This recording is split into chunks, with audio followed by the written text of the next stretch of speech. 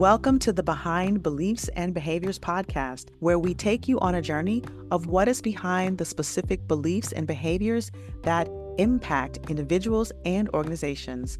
With our guests, we get to the root cause of what stands in the way of everything from health, wealth, and relationships to leadership, community transformation, and societal progress.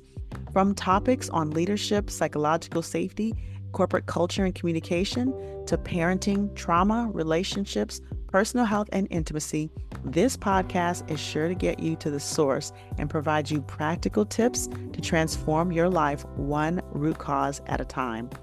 I am your host, Dr. Maisha Claiborne. I'm a physician, a coach, a consultant, and an expert in trauma-informed communication.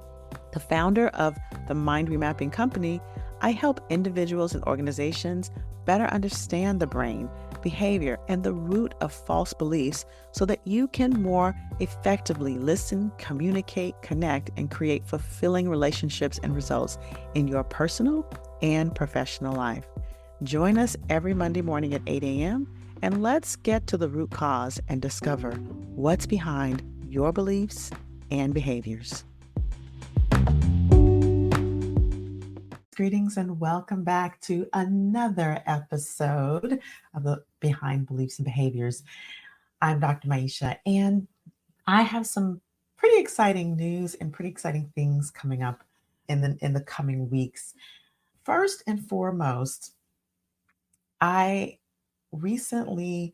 heard me talk about the course that I have, Communication That Transforms, Creating Psychological Safety Through Trauma-Informed Communication. I created this course last year. I've been refining it, and I finally decided that I wanted to pursue continuing medical education accreditation.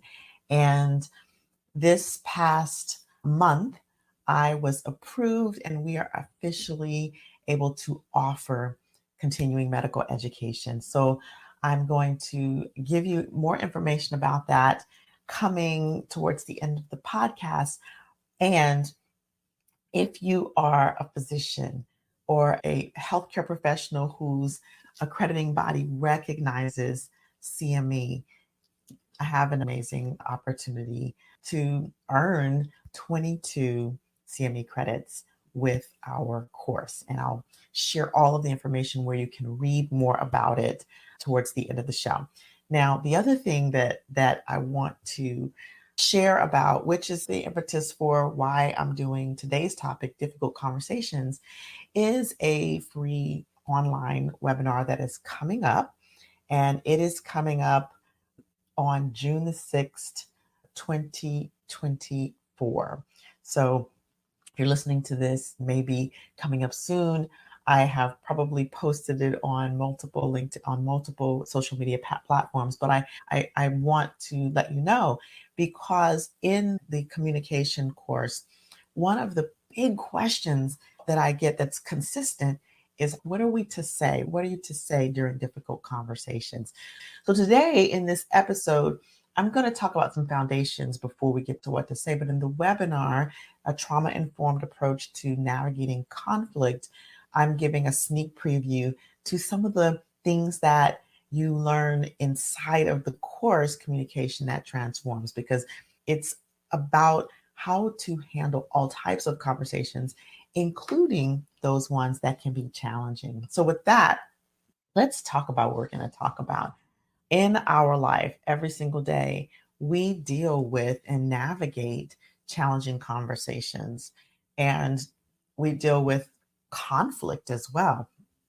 But I want to talk about the power of noticing and naming inside of these conversations. Now, it's useful to start by identifying, well, what does I mean when I say difficult conversations?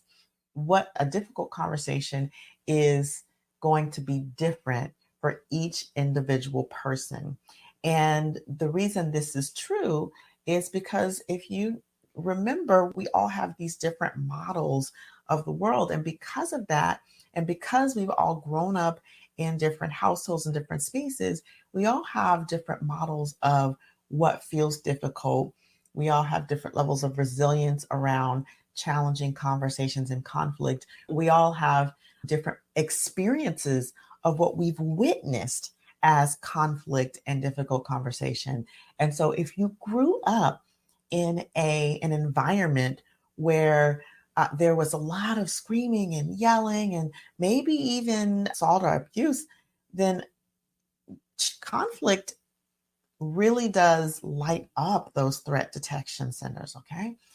If you are in and anything resembling conflict, so let me just go back, anything resembling conflict, any difficult, even any conversation that occurs like a difficult conversation, so that gives your nervous system any reminder of conflict will bring up alarm bells. If you are a person who lived in a household where you saw healthy communication, where you saw conflict being resolved in a healthy way, and also where the two people who were involved in a challenging or difficult conversation returned to a loving relationship, then you might have a bit more resilience for those types of things. If you grew up in a household where you saw no conflict, no challenging conversations, where they were avoided altogether, then you have a particular threshold for discomfort that may not be as much as someone who tolerated a lot of conflict. So different people, whatever kind of background or household or luck that you had in your household, birth luck that you had in your household, will determine what your threshold is for what feels like a difficult conversation and whether that is tipped over into conflict or whether it's not. And so I think that it's useful to name that conflict and difficult conversations are things that happen every day in life. These are things that we're going to encounter with our spouses, with our children, but particularly inside of organizations with our colleagues. And oftentimes, the way a person handles a conversation, a difficult conversation at home, may be different from the way they handle it in the office, especially because in organizations, oftentimes there are these unspoken, they're spoken, but there's all these unspoken rules and etiquettes about how to interact with each other. And then we can layer that on top of the various listenings and biases that occur with certain groups and marginalized populations about what certain communications mean. All right. And we are meaning making machines. And so this is why noticing and naming are so powerful, because when we notice both in ourselves and others, and then we name what we see, we name what we see, not the story that we make up about what we see, or the meaning that we're making up about what we see, or the interpretation of what we think we see, but what we see in that moment, what we observe, then we can actually begin to navigate and open conversations for clarification. And you may have heard me in the past talk about how powerful clarifying communication when there's disagreement.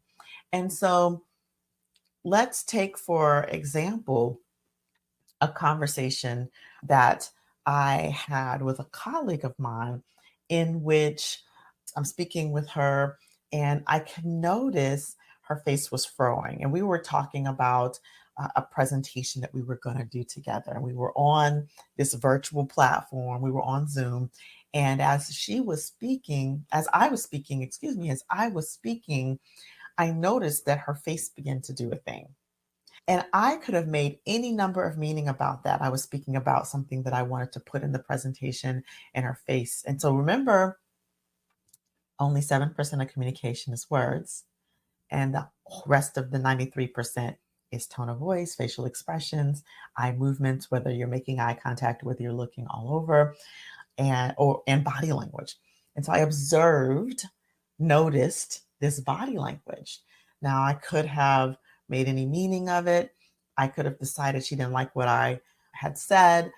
I could have even decided, oh, you know what, forget about it. I'm not going to go that direction. Or I could have even gotten very defensive and aggressive, or aggressive, I should say, and confronted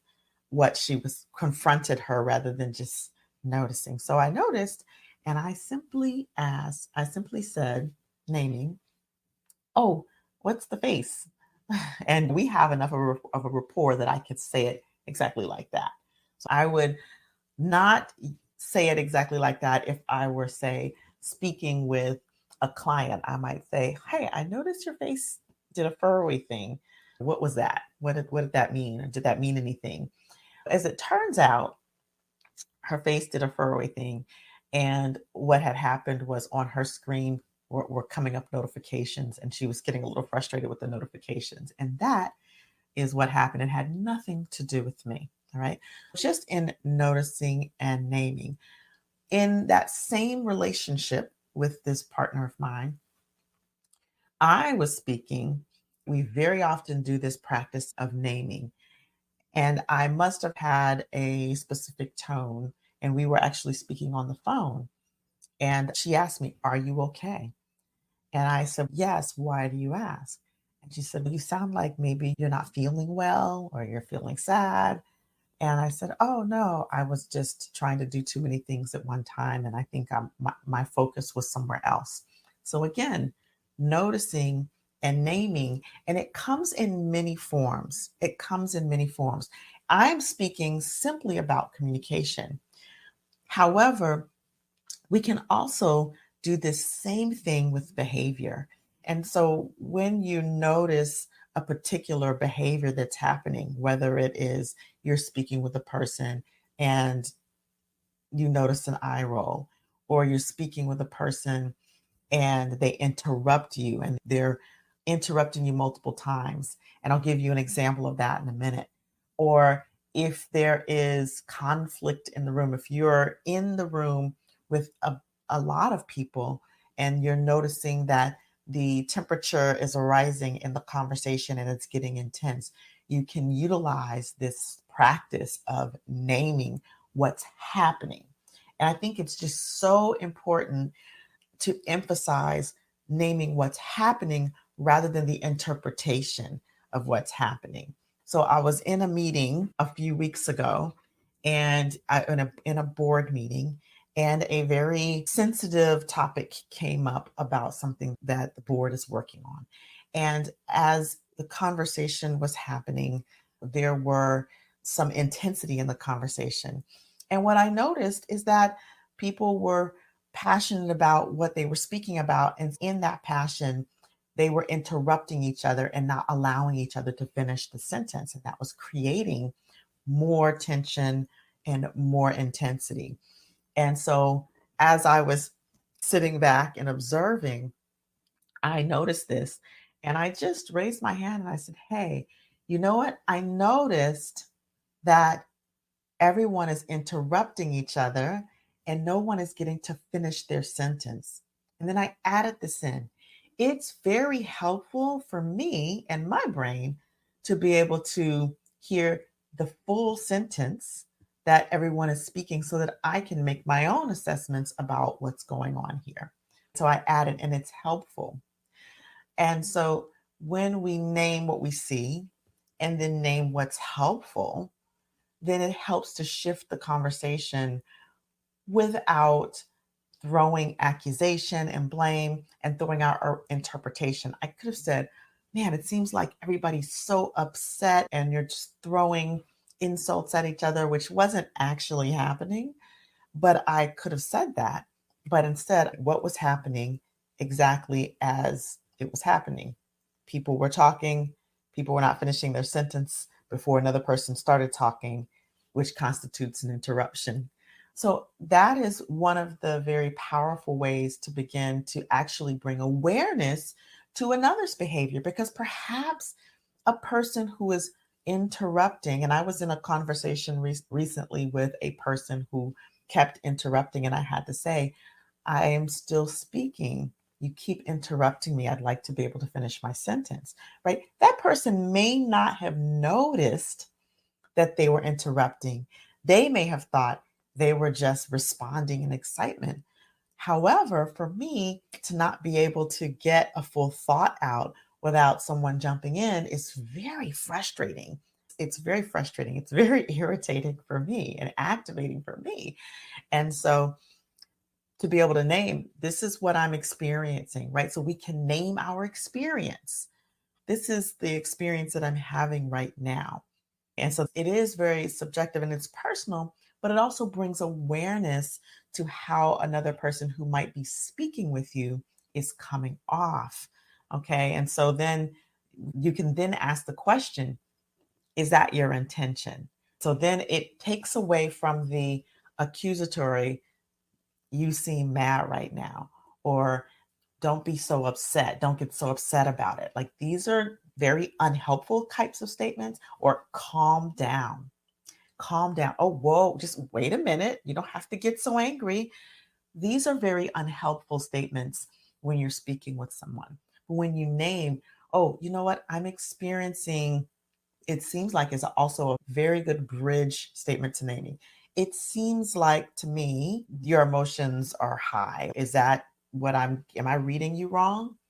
Right. And that in and of itself, am I reading you wrong? Is that your intention? Help me understand. These are some statements that bridge naming so that it doesn't come off as an accusation.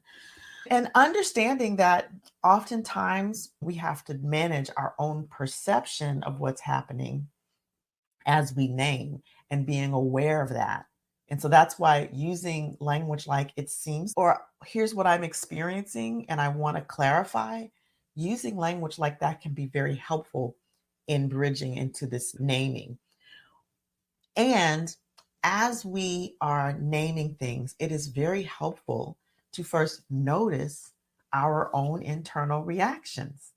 Because sometimes, and I think this is where people get into really sticky situations of naming, is that they'll name their interpretation of what's happening without noticing what their own internal thought process, their own internal body reactions, their own internal biases, maybe.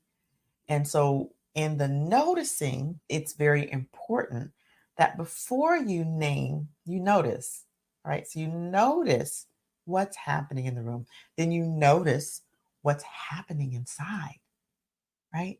Notice what's happening in the conversation and notice what's happening inside. What's happening in your body? What's happening in your thoughts? What are the stories you might be making up, right? Where are you not speaking where you want to speak? Where are you feeling unheard? Where are you feeling that maybe there's unacceptable behavior that's happening, that's a value or a boundary is being violated? So that when you do name, you can actually name accurately your experience or name accurately what you observe. Like I set a boundary, I asked twice for you to not refer to me in this way, or not to raise your voice at me, or not to blah, blah, blah. And this is my experience of what's happening right now. It seems like you're raising your voice at me. And the person may not even realize that the volume has gone up in their voice. And so it's these are the principles of just these two principles, naming and noticing. And I have given you a few other tips and tools about bridging conversation. More of that in the webinar. We'll talk more about that in the webinar. However, it is super important, just the naming and noticing. When I've done trainings with organizations and we talk about what do you say if you notice, how do you approach naming, noticing first, right? First noticing what's happening, observing. Many of you know I do the 3 positions of listening. So from your inside your own body and then through your own eyes, inside the other person's body and through their eyes. And then the observer position, observing both, can really help with the naming, right? Or the noticing, rather, can help with the noticing. And then the naming is, we say just facts, right? If you're old enough to remember Columbo, just the facts, ma'am, just the facts. Or just the facts, or just the facts. And so noticing and then naming exactly what's happening rather than what you think is happening or what your interpretation is of what's happening. All right. And also, here's one other thing I want to bring as an awareness, and that is when we're noticing body language and facial expressions, oftentimes we label the expression with an emotion that we think. And I shared with you earlier the case of when I was talking to my colleague, my partner, and her face furrowed, right? And so when we're naming body language, we want to, or we're like naming facial expressions, you look mad, or you look upset, or you want to be careful to name what you see rather than the interpretation. And naming an emotion is an interpretation. So you seem angry to me is different from you look angry to me. And I know that's a very nuanced linguistic difference, but it lands differently in the brain for many people. So I would notice, oh, I notice a change in your body language, or I noticed a change in your face. And that seems to me like, am I reading you wrong? So it's an acknowledgement of I could be reading you wrong. I noticed that you're no longer making eye contact with me, or you're not looking at me anymore when you were looking at me. Did I say something? So these are some of the things that you can notice. And this is some of the things that in the course we go a lot more in depth in. So with that, I'm gonna pause, and because I think that just in the naming and the noticing, there's a lot of practice, there's a lot of good work to be done. And so I want you to go and apply this in your life and share this with another person, a friend, a colleague, a family member. And when you see a difference in applying this skill or this tool, do me a favor and share your wins with me. Share what your experience is. And you can leave them in a review on the podcast platform, which is the best way for me. You can email them to me at drmaisha.com, and it really makes a difference for me.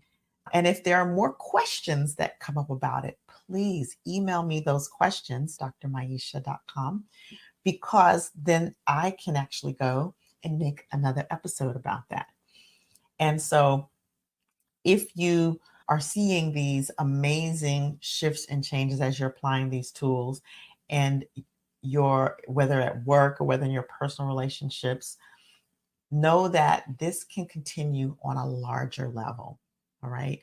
So if you happen to be a leader in an organization, if you happen to be an executive in an organization, this is something that I bring to organizations as well. Share this with the people in your life. And if you're interested in having me come in and speak about these communication topics, do workshops, please reach out to me. The website here is at the bottom, mindremappingacademy.com. If you're listening to this on any of the platforms, you're welcome to connect with me directly on the platform, or you can email me directly at drmaisha@drmaisha.com. That's DRMAIYSHA at drmaisha.com. Finally, check out our course. I'm going to leave this information in our show notes, and I will be posting on the various platforms. However, Communication That Transforms, Creating Psychological Safety Through Trauma-Informed Communication, now accredited for continuing medical education, is available. You may go to mindremappingacademy.com. There is a healthcare version, obviously, for CME, and there is also a non-healthcare version. And there are some nuanced differences to that. However, if you are not in the healthcare space, then you would click the non-healthcare option. If you are in the healthcare space, you click the healthcare option, and you will see all that you need to see in terms of the course overview, how to reach out, and how to register if you're ready to go ahead and register. All right.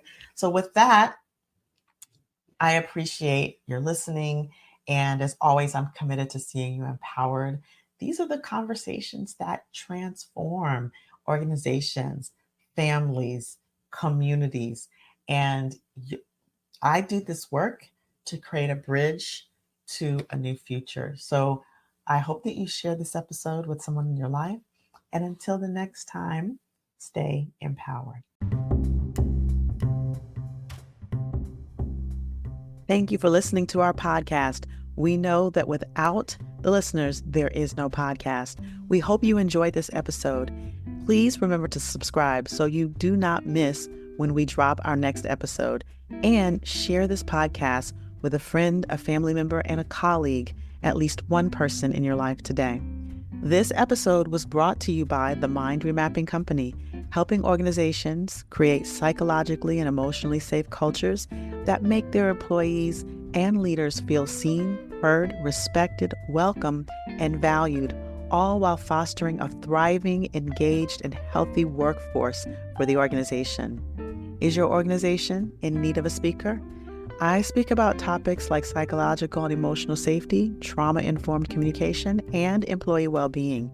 If this is aligned with your organizational inclusion, belonging, or leadership goals, contact me, Dr. Maisha, by going to www.mindremappingacademy.com. That's mindremappingacademy.com. Finally, we train leaders, but we also train coaches. If you're interested in becoming a trauma-informed coach, visit our website as well and check out our NLP coach trainings and certifications. We'll see you on the next episode. Until then, stay empowered.